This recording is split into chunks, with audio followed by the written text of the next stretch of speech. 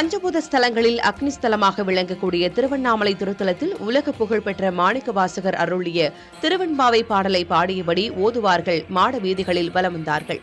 மாணிக்கவாசகர் திருவெண்பாவை பாடலை இந்த திருத்தலத்தில்தான் பாடினார் என்பது குறிப்பிடத்தக்கது.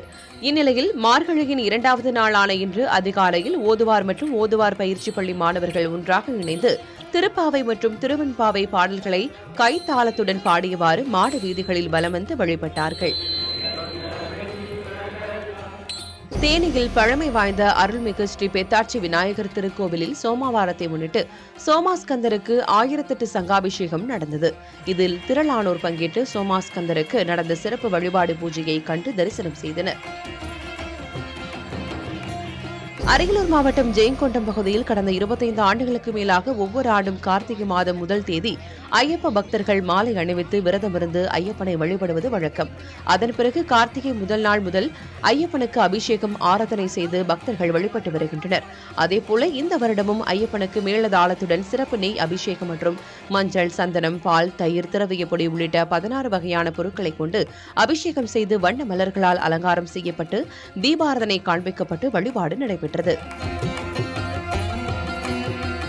தஞ்சாவூர் அரண்மனை தேவஸ்தானத்துக்குட்பட்ட புன்னைநல்லூர் மாரியம்மன் கோயில் பிரசித்தி பெற்ற கோயிலாக விளங்கி வருகிறது. இந்த கோயிலில் 21வது ஆண்டாக லட்சதீப திருவிளக்கு பெருவிழா தொடங்கியது. நிகழ்வினை திருப்பனந்தாள் காசி மடத்தின் ஸ்ரீலஸ்ரீ காசிவாசி சபாபதி தம்பிரான் சுவாமிகள் தீபமேற்றி தொடங்கி வைத்தார். ஒவ்வொரு நாளும் அம்மன் சிறப்பு அலங்காரத்தில் எழுந்துருளுகிறார். அதன்படி இன்று மீனாட்சி அலங்காரத்திலும், இன்று அன்னபூரணி அலங்காரம், தொடர்ந்து மகிஷாசுரமர்த்தினி, அபிராமி, விசாலாட்சி, மாரியம்மன், அன்னை, சிவபூஜை அம்மன், காமாட்சி, சரஸ்வதி, மகாலட்சுமி ஆகிய அலங்காரத்தில் அருள் பாலிக்க உள்ளார். இந்த நிகழ்வின் நிறைவாக டிசம்பர் 26ஆம் தேதி காலை மகாலட்சுமி ஹோமம் நடைபெறவுள்ளது. மார்கழி தொடங்கியதை அடுத்து பெரம்பலூரில் உள்ள சைவ மற்றும் வைணவ திருத்தலங்களில் சிறப்பு வழிபாடு தொடங்கியது. மங்கள வாத்தியம் முழங்க சிறப்பு பூஜைகளும், பாவை நோம்பிருக்கும் பெண்கள் திருப்பாவை பாடியும், சிவாலயங்களில் திருவெண்பாவை பாடியும் அதிகாலை முதலே வழிபட்டனர். அனுமன் ஜெயந்தி விழா வரும் 19ஆம் தேதி கொண்டாடப்படுகிறது. நாமக்கல் மைய பகுதியில் நின்றபடி 18 அடி உயர விஸ்வரூப ஆஞ்சநேயர் சுவாமிக்கு ஜெயந்தி விழாவில் 1,08,000 வடை மாலை சாத்தப்பட உள்ளது.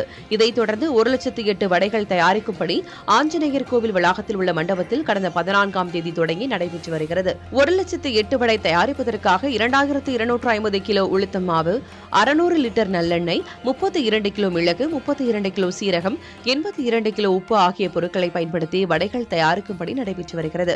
இதனால் வடை தயாரிக்கும் பகுதிகளை தூய்மையாகவும் சுத்தமாகவும் தொடர்ந்து வைத்திருக்க வேண்டும் எனவும் அதிகாரிகள் ஆய்வு செய்து வருகின்றனர்.